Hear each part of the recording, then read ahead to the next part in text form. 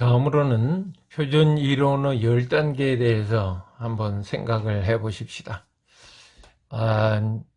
우리가 보는 것과 아는 것이 다 불확정적이다는 것에 대해서 말씀을 드렸고, 이제 그런 점에 있어서 우리가 서로 통주관성을 확보하기 위해서 방법과 절차를 중요시하고 있다는 것까지 이야기를 했습니다. 표준이론의 10단계는 그러한 점에 있어서 서로의 소통을 원활하게 하고 서로 같은 이야기를 할 수 있도록 하는 일종의 장치라고 볼 수가 있습니다.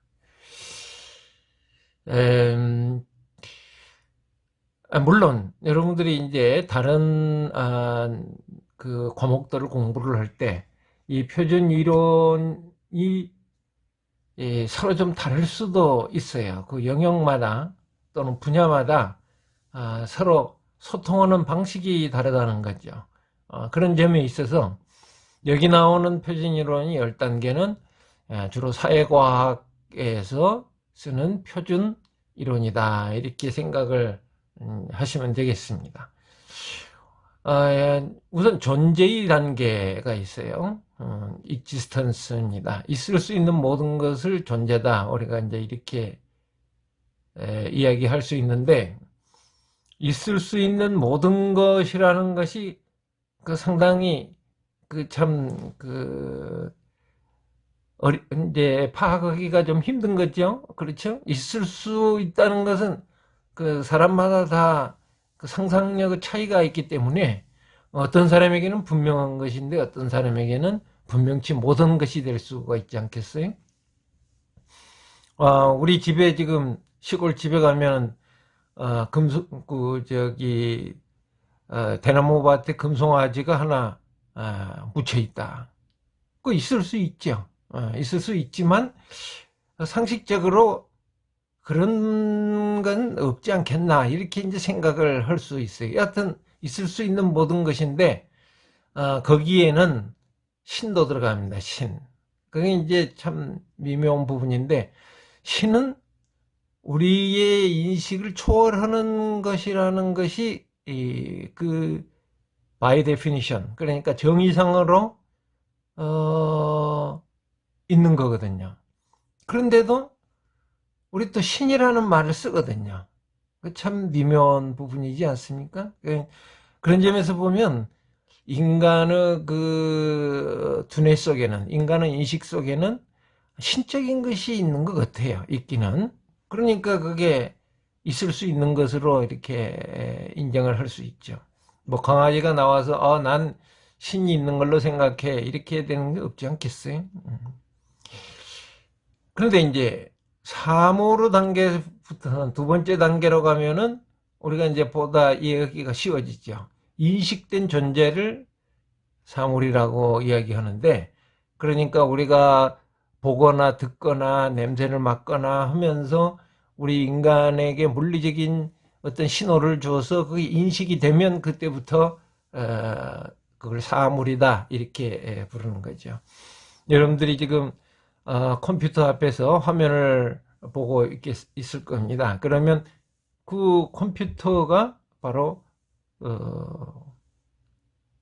인식된 존재로서의 사물이고, 또 거기 화면은 그 컴퓨터 안에 부속되어 있는 또 다른 존재, 또 다른 인식된 존재라고 말할 수가 있습니다. 세 번째 단계는 개념의 단계입니다. 컨셉이라고 보통 우리가 이 얘기를 하는데, 이건 사물에 부여된 명칭입니다. 사물에 부여된 명칭. 아까 지금 이야기했지만 컴퓨터. 이제 이렇게 사각으로 생기고 이렇게 생긴 건 우리가 컴퓨터라고 부른다, 라고 누군가가 얘기를 시작을 했는데 우리가 거기에 동의하고 있는 거예요. 그래서 통주관적으로 같은 인식을 하게 됩니다. 물론 사실은 컴퓨터가 아닌 것에 누군가가 컴퓨터라고 주장할 수도 있어요. 그러나 대체적으로는 동일한 물건에 대해서 동일한 인식을 하게 됩니다. 그리고 거기는 또 명칭을 부여하죠. 르네가 그 식물을 분류하면서 자기가 제2 아담이다 이렇게 이야기를 했다고 합니다. 그 제2 아담이라고 이야기를 한 건 왜 그러느냐? 사실은 여러분들이 그 성서에 보면 아담의 얘기가 나오죠. 하나님이 천지를 창조했을 때 사람까지 창조하고 그 사람 이름을 처음 만든 사람 이름을 아담이라고 붙였다. 그리고 재밌는 것은 그 아담 앞에 동물들을 끌어와서 이름을 각각 붙이게 했다. 이제 아담이 말하자면 너는 코끼리, 그래서 이제 코끼리가 되는 거고, 너는 원숭이, 그럼 원숭이가 되는 거죠. 그런데 물론 한국말로 오지는 않았을 테니까 뭐라고 했는지는 우리가 알 수는 없어요. 그냥 사물의 명칭을 부여하는 역할을 아담이 했다. 그런 점에 있어서 그 이름을 부여하는 권한은 엄청난 권한입니다. 그래서 장자크 루소가 아담을 아담 황제다 이렇게 불렀었거든요. 실제로 뭐 그 성서에 나온 대로만 따른다면 아담이 처음 해갖고 몇백 년 살았으니까 아들 뭐 계속 아들의 아들을 낳고 아들의 아들을 낳고 하면서 나온 인간들에서는 가장 권위 있는 사람이었을 때니까 황제겠죠. 그 다음에 이제 중요한 것은 그 정의의 정의입니다. definition. 이게 가장 중요한데, 개념의 내포를 명료하게 하고 외연을 확정하는 서술이에요. 여기서 그 내포라는 것은 뭐냐, 그러면 개념의 성질이고, 외연은 뭐냐 하면 그 성질이 적용되는 범위죠.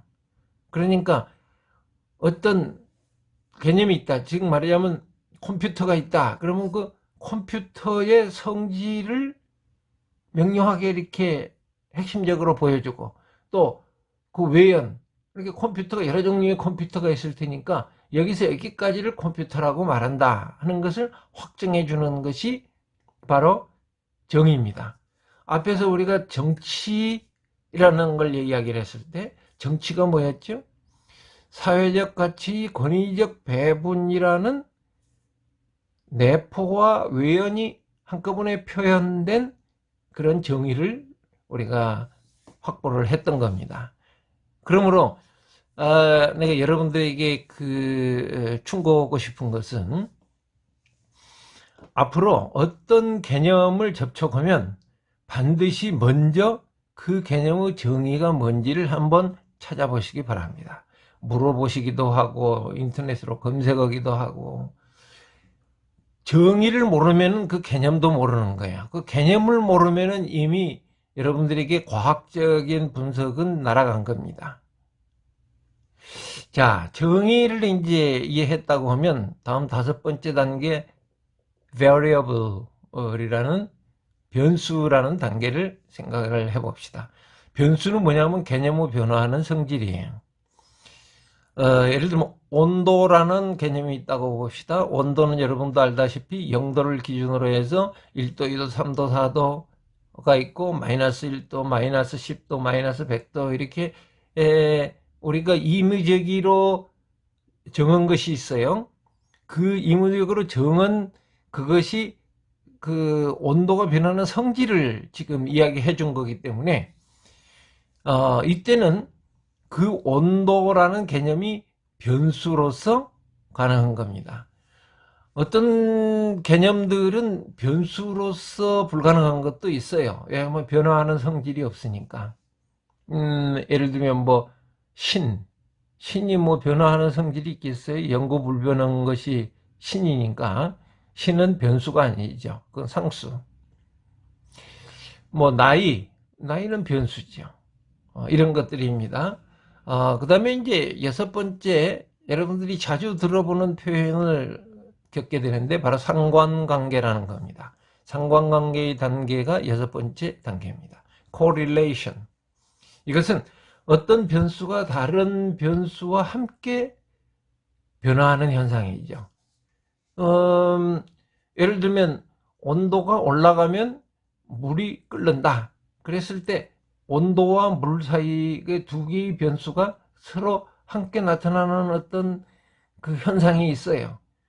온도가 내려가면 물이 은다. 온도가 올라가면 물이 끓는다. 아주 끓으면 수증기가 난다. 뭐 이런 거죠. 이렇게 변화하는 현상이 있을 때 우리가 상관관계가 있다 이렇게 이야기를 하는데, 물론 상관관계에는 진짜도 있고 가짜도 있고, 예? 진성 상관관계와 뭐 그 슈도 상관관계 같은 것이 가능합니다. 그다음에 이제 가설 단계가 있어요. 7번째 단계입니다. 가설은 상관관계에 대한 잠정적인 서술이다 이렇게 이야기를 할 수 있습니다. 이 상관관계에 대한 잠정적인 서술이라는 표현은 아직 증명이 안 돼 있기 때문에 잠정적일 수밖에 없다 이런 뜻이죠.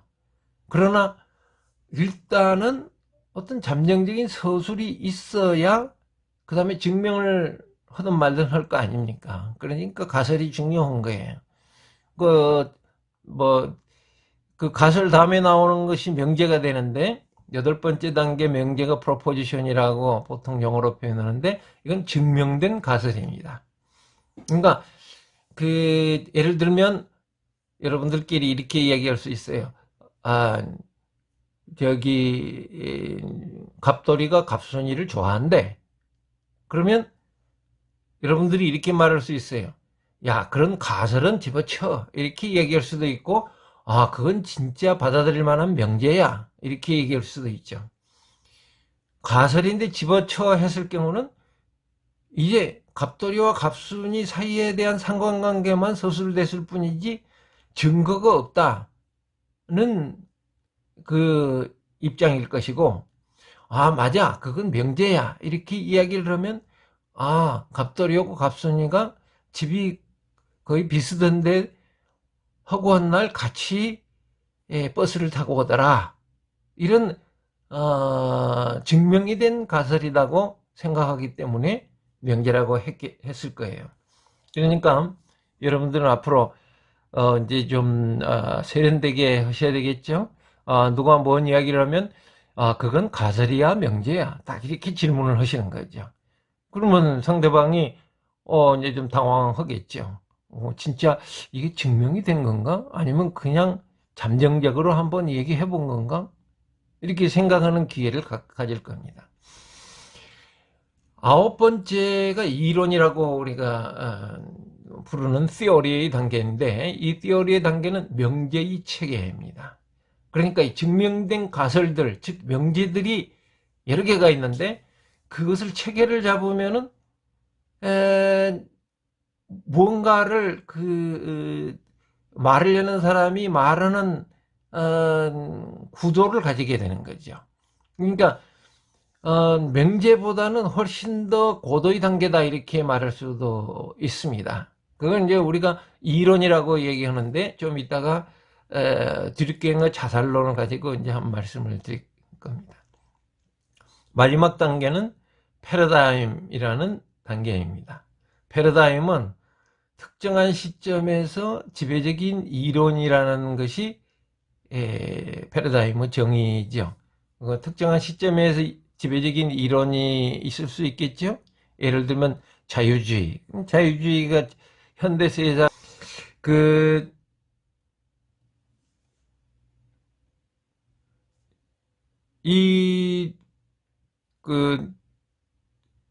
패러다임 10단계에 10단계에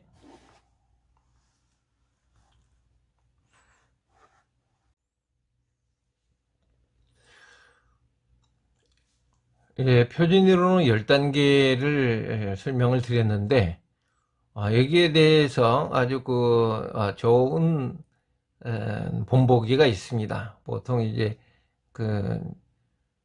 표준이론 이야기할 때는 사용되는 디르킹의 자살론이라는 이론을 이제 많이 사례로 사용합니다.